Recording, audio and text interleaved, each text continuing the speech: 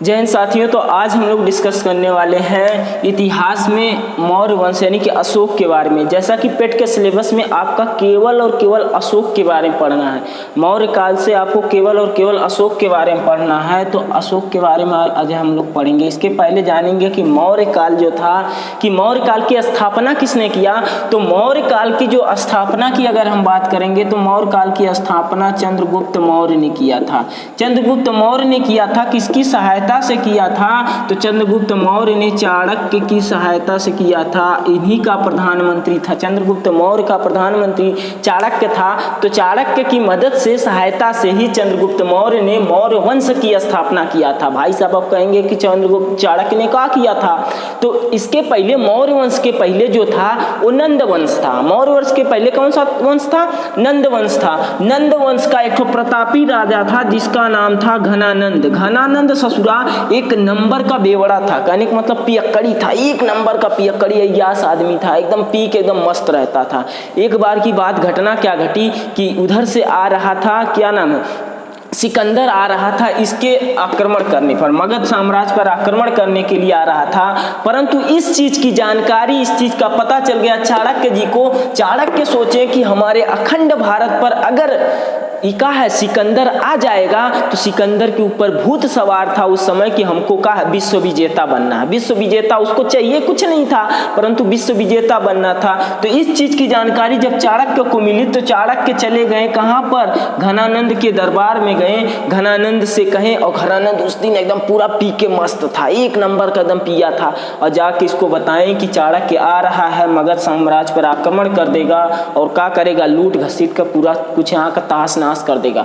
ये एकदम पी के मस्त था। ये कौन सा पंडित आ गया, हमरा के बताएगा, तू हमरा के बताएगा शासन कैसे करते हैं। पूरा इसका क्या किया, इनको चोटी रखे थे, चोटिया पकड़वा के द्वार से बाहर फेंकवा दिया गेटे पर। उसी समय चाणक्य ने क्या किया कि कसम खा गए कि जब तक मैं का है कि जब तक घनानंद को उसकी औकात नहीं दिखाऊंगा, कहने का मतलब क्या है कि उसकी कुर्सी से नहीं हटाऊंगा, तब तक मैं अपनी चोटी नहीं बांधूंगा। इन्होंने क्या किया, चंद्रगुप्त की मदद से, चंद्रगुप्त जो था इनका शिष्य था, चंद्रगुप्त की सहायता लिए और उन्होंने चले गए सिकंदर को पहले वापस पहुंचाए, धोखा करके इनको बहका करके वापस कर दिए कि भारत में आक्रमण नहीं कर सकते हैं। उसके बाद क्या किया कि घनानंद को मार डाले। घनानंद को मारे जब, तो ये खुद बने नहीं। देखिएगा जितने भी बड़े आदमी होते हैं, चालाक होते हैं, वो खुद राजा नहीं बनते हैं, शासक नहीं होते हैं, बल्कि शासन करवाते हैं। तो ये प्रधानमंत्री बन गए। राजा किसे बना दिए? चंद्रगुप्त मौर्य को। चंद्रगुप्त मौर्य जो था अब कौन सी वंश की स्थापना कर दिया? मौर्य वंश की स्थापना किया। कौन से वंश की स्थापना हो गई? मौर्य वंश की स्थापना हो गई। तो इसके बाद आता है चंद्रगुप्त मौर्य के बाद आता है, इसका ही एक ठो बेटा था जिसका नाम था बिंदुसार। अब एक प्रश्न यहाँ से आपका पूछ देता है, चंद्रगुप्त मौर्य जैसा कि हमने आपको बताया है कि जैन धर्म में ही बताया था कि जैन धर्म का जब बंटवारा हुआ, भद्रबाहु जब मगध में अकाल पड़ा था, तो अकाल के दौरान चंद्रगुप्त मौर्य भद्रबाहु के नेतृत्व में कर्नाटक चले गए थे। कहाँ पर गए थे? कर्नाटक में गए। और कहा है कि कर्नाटक में ही उन्होंने क्या किया कि एक ठो जगह था श्रवणबेलगोला में संलेखना विधि द्वारा अपने प्राण को क्या कर दिए? त्याग दिए। संलेखना विधि भी हमने आपको बताया। संलेखना विधि का मतलब क्या होता है? बहुत हार्ड नियम था कि खाना पीना सब कुछ छोड़ दीजिए और एकाध महीना में शरीर छीड़ भीड़ हो जाएगी और आपकी मौत हो जाएगी, ठीक है ना। तो संलेखना विधि द्वारा अपने प्राण को किस शासक ने त्यागा? तो चंद्रगुप्त मौर्य ने त्यागा। कहाँ पर त्यागा? श्रवणबेलगोला में त्यागा। किसकी सहायता से त्यागा, मतलब कौन उसका मार्गदर्शक था? तो भद्रबाहु था, जैन धर्म का भद्रबाहु के उपस्थिति में इन्होंने क्या किया? संलेखना विधि द्वारा अपने प्राण को क्या करिए? त्याग दिए, ठीक है ना। अब इसके बाद आगे चलते हैं। अगर बिंदुसार को देखते हैं तो बिंदुसार जो था, बिंदुसार इसका पुत्र था, चंद्रगुप्त मौर्य का पुत्र था। कौन? बिंदुसार ससुरा ऐसा था कि इसके पास टोटल 16 गो पत्नियां थी। कितना पत्नियां थी? 16 गो पत्नियां थी, जिनसे इसको क्या है 16 गो पत्नियां से 101 पुत्र प्राप्त हो गए थे। भाई साहब बताइए, आजकल के ज़माने में कोई एक पत्नी अगर ब्याह करके आता तो परेशान हो जाता भाई साहब पत्नी। अब इसके पास 16 गो पत्नियाँ थीं, जिनसे क्या हुआ कि 101 पुत्र हुए। अब इस चीज़ की जानकारी कहाँ से मिलती है? आप कहेंगे आपको कैसे पता है कि 101? आप उस समय में देखने गए थे क्या उतना पहले? तो इस चीज़ की जानकारी जो है मिलती कहाँ से है? तो सिंधुली अनुश्रुति से मिलती है। कहाँ से मिलती है? सिंधुली अनुश्रुति से मिलती है। सिंधुली अनुश्रुति में साफ साफ लिखा गया है कि जो बिंदुसार था चंद्रगुप्त मौर्य का लड़का, उसके पास टोटल 16 गो पत्नियां थी और उनमें भी उनसे 101 लड़का इसको क्या हुआ था? प्राप्त हुआ था। 101 लड़का इसको हुआ था भाई साहब। अब बात करते हैं कि जो बिंदुसार था, बिंदुसार के पास एक तो बड़का बेटा था, बड़ा बेटा जिसका नाम था सुसीम। क्या नाम था? सुसीम। बड़ा बेटा का नाम सुसीम था। जो छोटा बेटा था उसका नाम था अशोक। उसका क्या नाम था? अशोक। बड़े बेटे का नाम था सुसीम, छोटका बेटवा का नाम था अशोक। अब क्या था कि इसने चालाकी क्या किया था बिंदुसार? बिंदुसार ने क्या है कि मगध साम्राज्य बहुत बड़ा साम्राज्य था। मगध साम्राज्य जो है बहुत बड़ा साम्राज्य था। तो जो छोटे छोटे जगह हुआ करते थे, जैसे तक्षशिला हो गया, उधर कन्नौज हो गया, ऐसे छोटे छोटे जगहों का करता था कि अपने जो कुशल लड़के थे 101 में से, उनको क्या करता था? वहाँ का गवर्नर बना देता था। जैसे देखिए आप यहाँ पर शासन चल रहा, केंद्र सरकार है, मोदी चचा तो बैठे हैं दिल्ली में, योगी जी संभाल रहे हैं उत्तर प्रदेश। तो छोटे छोटे सीएम जी हैं, अगर मेन डिसीजन लेना होगा तो मोदी जी लेंगे, और छोटा छोटा देश के अंदर करना है तो कौन? सीएम लेंगे, योगी जी लेंगे, अरविंद केजरीवाल जी लेंगे, और जितने भी सीएम हैं लेंगे। ठीक है ना? तो इस प्रकार ये जो था, इसका बड़ा बेटा जो था, बड़ा बेटा था सुसीम, छोटा बेटा कौन सा था? तो अशोक था। जो सुसीम था वो तक्षशिला का, उस समय तक्षशिला का गवर्नर था। तक्षशिला का क्या था? गवर्नर था। सुसीम जो था वो तक्षशिला का क्या था? गवर्नर था। आप पूछेंगे तक्षशिला कहाँ पर पड़ता है? तो भाई साहब इस समय तक्षशिला जो है भारत में नहीं पड़ता है। तक्षशिला जो है वर्तमान में पाकिस्तान में पड़ता है। कहाँ पर पड़ता है? पाकिस्तान में पड़ता है। और जो अशोक था, अशोक जो था, अशोक को भी बनाया था, अशोक जो था वो उज्जैन का गवर्नर इसको बनाया गया। कहाँ का गवर्नर बना दिया गया? उज्जैन का गवर्नर बनाया गया, जो कि उज्जैन को एक और नाम से जाना जाता, मशहूर नाम, जिसका नाम अवंती है। जिसका क्या नाम है? अवंती। अवंती के नाम से भी जाना जाता। उज्जैन का जो गवर्नर बना था वो कौन सा था? तो वो था अशोक। ये जो अशोक था वो बहुत ही ज्यादा घमंडी था। अशोक बहुत ज्यादा घमंडी था, बहुत प्रतापी गवर्नर था। एकदम किसी को इसको नाम मंजूर नहीं होता था, जिसको एकदम पाता था उड़ा देता था, देखिए काट देता था गर्दन। एक बार की बात है कि तक्षशिला में क्या हो गया कि विद्रोह हो गया। जब विद्रोह हुआ तो सुसीम उसको काबू नहीं कर पाया। सुसीम जब काबू नहीं कर पाया तो इसके अब्बा जी यानी कि बिंदुसार जी कह दिए अशोक को, जाओ देख लो तुम्हारा ये भाई जो है, बड़ा भाई जो है परेशान है, देख लो। तो ये गया 4-6 लोगों को गर्दन में उड़ा दिया, डायरेक्ट बिना पूछे उड़ा दिया गर्दन। जब उड़ा दिया तो इसके बाद पता चला कि जो वहाँ की जनता थी वो विद्रोह जो कर रही थी वो राजा के प्रति नहीं कर रही थी विद्रोह, बल्कि वहाँ की प्रशासनिक व्यवस्था के कारण कर रही थी। उनका कहना था कि यहाँ का प्रशासनिक व्यवस्था ठीक नहीं है, हम लोग राजा के लिए नहीं कर रहे हैं विद्रोह, हम लोग यहाँ की प्रशासनिक व्यवस्था के लिए कर रहे हैं। प्रशासनिक व्यवस्था ठीक हो जाएगी तो हमको कोई दिक्कत नहीं है। तो ये ससुरा सही करके चला आया। अच्छा था, बहुत अच्छा था, बहुत घमंडी था, बहुत ही ज्यादा क्रूर शासक था। ठीक है ना? क्रूर शासक बहुत था। फिर एक बार क्या हुआ कि बिंदुसार के ही जमाने में, अब देखिए अशोक के बारे में पढ़ रहे हैं, अशोक ही आपको पढ़ना है, पेट के अनुसार अशोक के बारे में ही पढ़ना है। तो बिंदुसार क्या हुआ कि एक बार जो है कि बिंदुसार के ही समय में जम्मू कश्मीर में विद्रोह हो गया, बहुत भयंकर विद्रोह हुआ। इतना विद्रोह हो गया कि वहाँ की क्या है पूरा का पूरा प्रजा जो जाता था राजा को ही मार डालती थी। तो इसको इन्होंने क्या किया, बिंदुसार जी ने अपने बड़ा बेटवा को भेज दिया आपको कहाँ पर? जम्मू कश्मीर में भेज दिया। जम्मू कश्मीर में भेजा, जब ये गए तो पत्थर से मार के इनको भगा दिया। इसको खून निकाल दिया ससुरा सुसीम का, इसका निकाल दिया। तो ये बहुत गुस्सा में हो गया, भाई साहब खून निकाल दिया हमारे बचवा का। ये भेज दिया इसको अशोक को भेजा, कहा तुम लौट आओ, इसको बुला लिया, इसको भेज दिया। अशोक जब गया वहाँ पर तो अपने जैसा लेकर गया, एकदम क्रूर पूरा लेकर गया एकदम पूरा अपनी सेना, और गया वहाँ पर किसी से कुछ पूछा नहीं, धनाधन जो जहाँ मिलता था गर्दन नहीं उड़ा देता था, सबको काट डाला। 2-4 दिन बाद पूरा का पूरा मैदान साफ। फिर आके पिताजी से अपने कहा था हो गया, पूरा शांत हो गया, मामला क्या हो गया, शांत हो गया एकदम विद्रोह शांत। तो भाई साहब तुमने क्या किया है, ये गए हैं तो बबुआ पिटा के आए हैं, तुम क्या कर दिए हो कि तुम कैसे बच गए हो, क्या करना था, जो लोग विद्रोह कर रहे थे उनका हम उड़ा दिए, गर्दन काट दिए, कोई बचवा नहीं किया तो विद्रोह कौन करेगा, कोई जो बचवा नहीं किया तो विद्रोह करेगा कौन। ये बहुत ज़्यादा प्रभावित हो गया। फिर बात हो गई कि आगे ऐसी बात क्या हो गई, बढ़ने लगी। इस प्रकार इसको क्या है, जम्मू कश्मीर को भी इसने क्या कर लिया, अपने में मिला लिया। और वहीं पर इन्होंने क्या कर दिया, जम्मू कश्मीर में ही एक जगह की स्थापना कर दिया, श्रीनगर। श्रीनगर का नाम सुने होंगे। श्रीनगर की स्थापना किसने किया था, तो अशोक ने किया था। श्रीनगर की स्थापना अगर किसी ने किया था तो वो कौन सा प्रतापी राजा था, तो वो अशोक था। ठीक है ना, बात समझ में आ रही है। आगे चलते हैं कि बात यहाँ पर आई है कि क्या हुआ कि अशोक का जन्म कब हुआ था। प्रश्न पूछ देता है कभी कभी कि अशोक का जो है जन्म कब हुआ था। तो अशोक की अगर हम जन्म की बात करें तो अशोक का जन्म जो है ना 304 ईसा पूर्व हुआ था। जन्म जो है 304 ईसा पूर्व में हुआ था। अशोक का जन्म कब हुआ था, 304 ईसा पूर्व में हुआ था। किसका जन्म, अशोक का जन्म हुआ था। कहा जाता है कि अशोक ने क्या किया था, राजा बनने के लिए ने बिंदुसार बाबू जितना मेहनत किए थे, 101 लड़का हुए थे ना, 101 लड़का पैदा किए थे। अशोक जो है कहा जाता है कि राजा बनने के लिए अपने 99 भाइयों का कार्य कर दिया था, अपने 99 भाइयों का हत्या कर दिया था।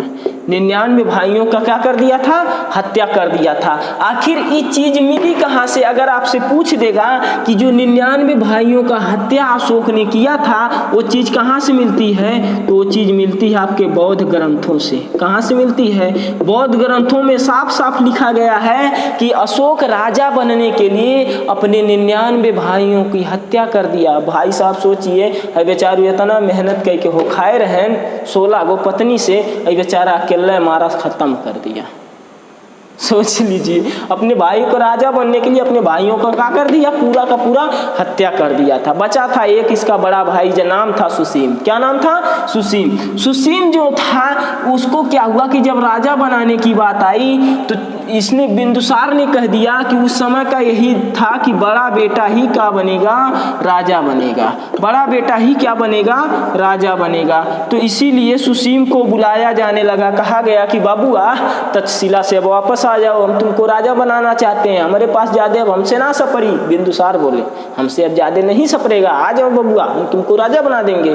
तो ई कहा खुशी खुशी आ रहा था। दिक्कत किसको आ गई, अशोक को आ गई। अशोक कहा कि जब जितना भी विद्रोह हुआ, तक्षशिला में विद्रोह हुआ ससुरा, तब वो हम ही जाके शांत किए हैं। जम्मू कश्मीर में विद्रोह हुआ तब वो हम ही किए हैं शांत। कौन चीज के ही राजा बनेंगे, राजा की योग्यता थोड़ी है, राजा हमको बनना चाहिए, हमारे अंदर योग्यता है। तो इसने क्या किया, कहा अब हम मार देंगे, अब हम क्या करेंगे इनको, अब हम खत्म कर देंगे, छोड़ेंगे नहीं। तो इनका ही एक दोस्त था, नाम था राधा गुप्त। अब आपको थोड़ा सा आगे सोचिए, चंद्रगुप्त को राजा बनाने के लिए सबसे ज्यादा योगदान किसने दिया था, तो चाणक्य ने दिया था। किसने दिया था, चाणक्य के योगदान से ही चंद्रगुप्त मौर्य राजा बना था। परंतु ये अशोक जो है, सम्राट अशोक यानी कि राजा कैसे बना, तो राधा गुप्त की मदद से। किसकी मदद से राजा बना, राधा गुप्त। आप कहेंगे इसकी कौन सी मदद हुई, देखिए कैसे मदद किया। ये कहा कि हम मार देंगे, अब इसको नहीं छोड़ेंगे, हम इसको मार देंगे, जैसे 99 लोगों को मारे हैं ना, ऐसे इसी को मार के हम राजा बन जाएंगे। परंतु ये कहा नहीं भाई साहब, इस बात की अगर जानकारी इसको लग गई ना तो क्या कहते हैं, तुमको भी नहीं बनने देगा, दान कर देगा इधर उधर। ठीक है, तो इसने कहा कि तब क्या करें, कहा हमारे ऊपर छोड़ दो, हम क्या करेंगे, हम इसको मार देंगे। कहते हैं ना, तो भाई क्या कहते हैं, ऐसा सांप तो मारो कि सांप भी मर जाए, लाठी भी ना टूटे। तो इसने क्या किया कि जब जिस रास्ते से सुसीम आ रहा था उस रास्ते में क्या किया, बहुत बड़ा गड्ढा खुदा दिया, पूरा रास्ता में बहुत गहरा गड्ढा खुदा दिया।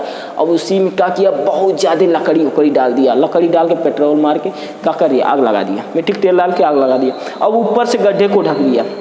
अभी पूरा खुशी में आ रहे थे सुसीम भाई साहब, एकदम खुशी में हम राजा बनेंगे, हम क्या करेंगे, राजा बनेंगे, एकदम खुशी में मस्ताना आ रहे थे, एकदम पूरा खुशी खुशी आए। जो रास्तवा से आ रहे थे इसी में हाथी इनकी गिर गई, हाथी पे सवार थे, हाथी पूरा गिर गई तो हाथी समेत जल के मर गए। भाई साहब देखिए कितना खतरनाक मौत दे दिया अशोक इसकी मदद से।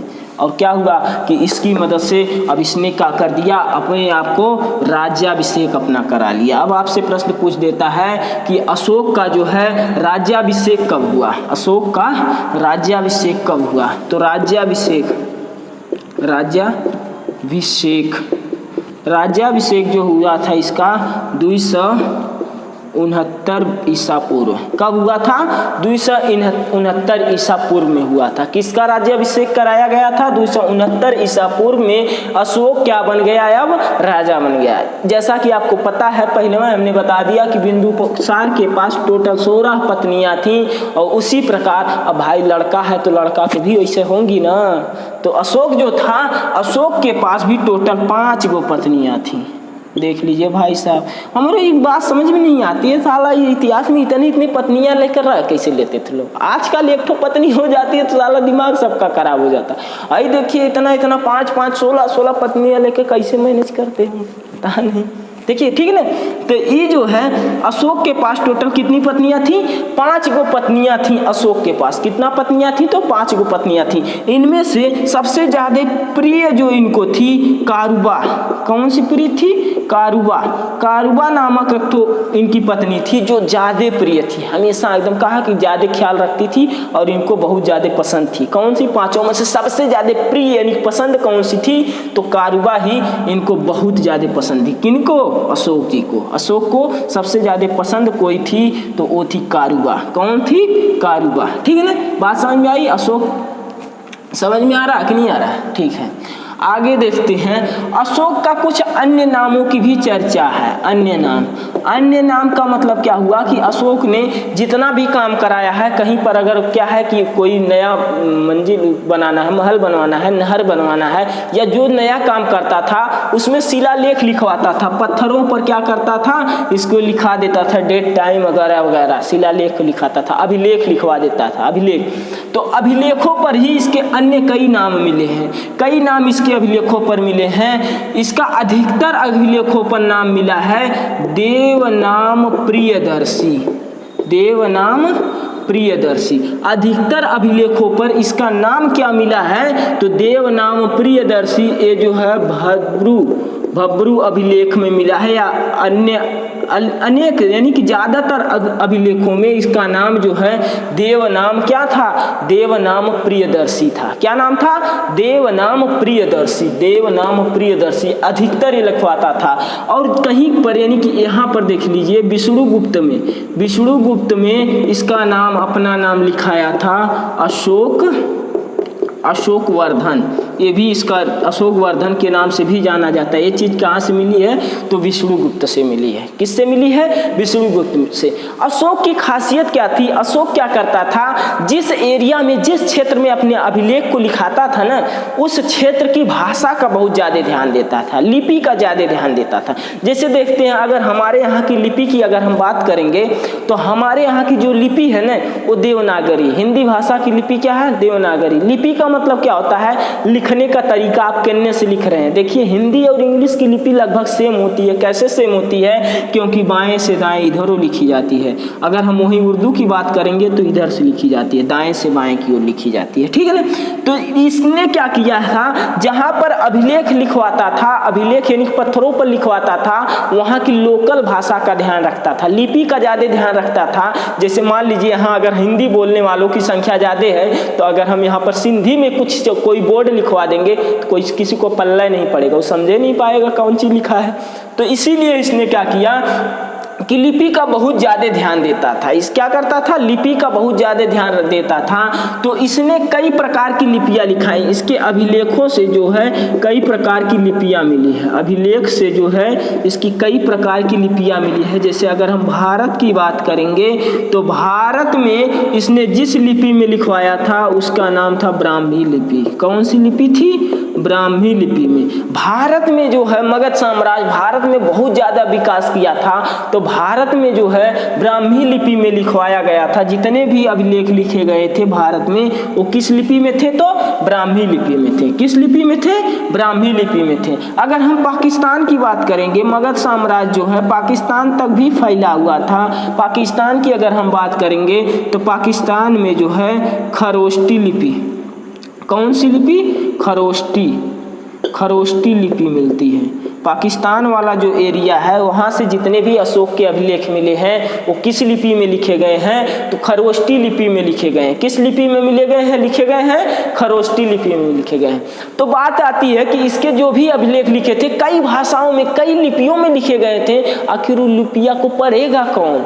वो लिपि यहाँ के लोग, कई लोग नहीं पढ़ पा रहे थे। कोई एक तो ब्राह्मी पढ़ रहा था, एक खरोष्टी नहीं पढ़ रहा था, और आगे अभी बताएंगे वो भी नहीं पढ़ रहा था, कोई पढ़ नहीं पा रहा था। अशोक के अभिलेखों को पढ़ने की सबसे पहले जो सफलता मिली थी वो 1837 ईस्वी में जेम्स प्रिसेप, किसको मिली थी? जेम्स प्रिसेप को। जेम्स प्रिसेप नामक एक व्यक्ति थे जिन्होंने 1837 ईस्वी में जितने भी अशोक ने अभिलेख लिखाया था सभी अभिलेखों को पढ़ें और बताएं कि जो ई देवनाम प्रियदर्शी है ये कोई और राजा नहीं है, बल्कि वो कौन है? ये भाई साहब अशोक है। क्यों? क्योंकि कई जगहों पर इन्होंने एक जगह पर लिख दिया था देवनाम प्रियदर्शी अशोक, मगध साम्राज्य देवनाम प्रियदर्शी, कोष्ट में अशोक। तभी से समझा गया कि जो देवनाम प्रियदर्शी जितने भी अभिलेख पर मिले जा रहे हैं वो किसी और का अभिलेख नहीं है, वो अशोक का अभिलेख है। किसका अभिलेख है? अशोक का अभिलेख है। ठीक है। अगर हम बात करते हैं अफगानिस्तान की, कहाँ की बात करते हैं? अफगानिस्तान की बात करते हैं तो अफगानिस्तान में जो है अरमाइड लिपि में लिखवाया गया था। किस लिपि में लिखवाया था? अरमाइड लिपि में लिखा था। अशोक ने क्या किया था? अशोक का देखिए मगध साम्राज्य का राजा था। मगध साम्राज्य जो है बहुत बड़ा सम्राट हो गया था, बहुत ज़्यादा विकसित हो गया था। ये जो है ये भारत में था ही, पाकिस्तान में थी भी छाया हुआ था, अफगानिस्तान में भी छाया हुआ था। इसके बारे में पहले हम बता चुके हैं कि आपके पहले ही वीडियो में, ठीक है ना। तो ये जो था कि अफगानिस्तान जो है, अफगानिस्तान में जितने भी अभिलेख मिले हैं उस अभिलेखों में कौन सी लिपि है? तो अरमाइड लिपि है। कौन सी लिपि है? तो अरमाइड लिपि है। परंतु अफगानिस्तान में दिक्कत क्या थी? अफगानिस्तान में दो भागों में बटा था। जैसे भारत की अगर बात करें तो भारत में जैसे है कि क्या है, उत्तरी भारत, दक्षिणी भारत, साउथ इंडियन भी है। साउथ इंडियन क्या, हर एक चीजें हैं साउथ इंडियन। साउथ मूवी इस समय बहुत ज्यादा सुपर डुपर हिट हो रही है। तो उसी प्रकार जो है ये अफगानिस्तान जो था, अफगानिस्तान का जो उत्तरी वाला एरिया था वो अरमाइड लिपि के बारे में ज्यादा वहाँ पर प्रचलित नहीं था। अगर हम भारत की बात करें, अगर यहाँ की बात करें तो ज्यादातर लोग हिंदी समझ जाते हैं, परंतु हर एक जगह की लोकल लैंग्वेज होती है। अगर उत्तर प्रदेश की, उत्तर प्रदेश बिहार की बात करें, भोजपुरी ज्यादा लोग बोलते हैं। अगर यहाँ पर केरला की बात करें, यहाँ तमिलनाडु की बात करें, हर एक राज्य में अलग अलग भाषा, लोकल भाषा होती है। देहातों में और लोकल भाषा हो जाती है। तो अफगानिस्तान का जो उत्तरी एरिया था, अफगानिस्तान के उत्तरी एरिया में ग्रीक लिपि में लिखवाया था। किस लिपि में लिखवाया था? ग्रीक लिपि में लिखवाया था। अब जितने भी अभिलेख लिए थे किस लिपि में लिखवाया था? तो ग्रीक लिपि में। देखिए भारत में ब्राह्मी लिपि, पाकिस्तान में खरोष्टी लिपि, अफगानिस्तान में अरमाइड लिपि, उत्तरी अफगानिस्तान में ग्रीक लिपि, उत्तरी अफगानिस्तान में ग्रीक लिपि। सबसे पहले इसके द्वारा लिखे गए अभिलेखों को, सारी लिपियों को पढ़ा किसने? तो जेम्स प्रिसेप नाम का व्यक्ति पढ़ा। 1837 ईस्वी में पढ़ने की सफलता मिली। इसके पहले कोई पढ़ ही नहीं पा रहा था कि है कौन, किसका अभिलेख है, ठीक है, किसका अभिलेख है, ठीक है।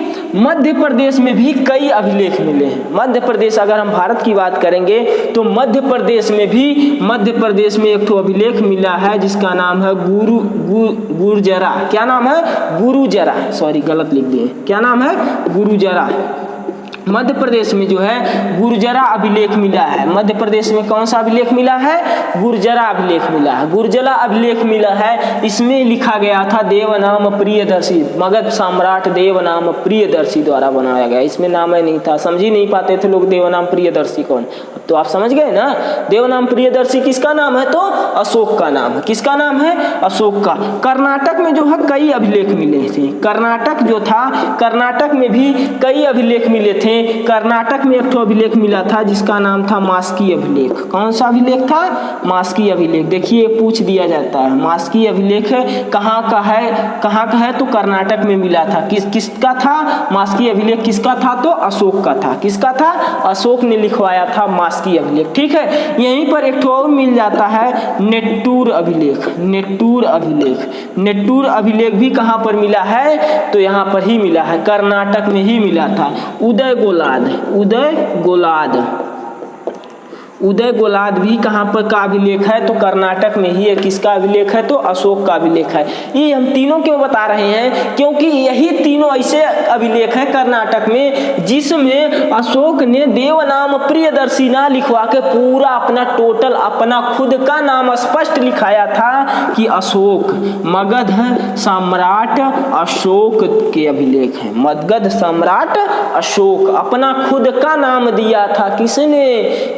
इन्होंने दिया था। कौन? अशोक ने दे दिया अपना खुद का नाम। ठीक है, ये तो रही अशोक की कहानी। ठीक है, इसके बाद क्या होता है ये चीज हम आपको नेक्स्ट क्लास में बताएंगे, क्योंकि आपका क्लास बहुत ज्यादा बड़ा हो गया है। ठीक है ना, नेक्स्ट क्लास में बताएंगे। नेक्स्ट क्लास में जब ये राजा बना था, राजा बनने के 8 वर्ष बाद ही इसने क्या कर लिया था? कलिंग का युद्ध किया था। तो कलिंग के युद्ध से आगे हम लोग डिस्कस करेंगे नेक्स्ट क्लास में। ठीक है ना।